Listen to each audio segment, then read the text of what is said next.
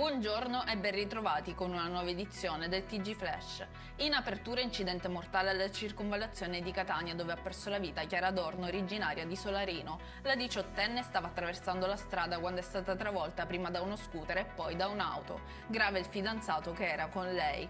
Aggiornamenti sul tentato omicidio in piazza Bovio a Catania. Grazie alle indagini sono stati arrestati due stranieri di 28 e 24 anni, ritenuti responsabili dell'aggressione avvenuta ai danni di un cittadino extracomunitario.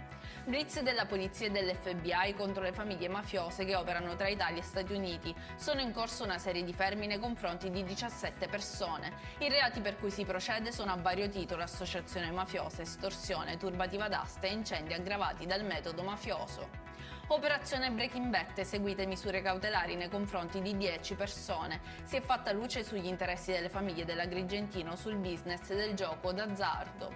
Infine indagati il sindaco e il vice sindaco di Carini per la morte di Gabriele di 12 anni al parco giochi Sofia avvenuta nel 2021. Secondo il pubblico ministero sarebbero emerse delle responsabilità attinenti alla mancata diligenza e perizia.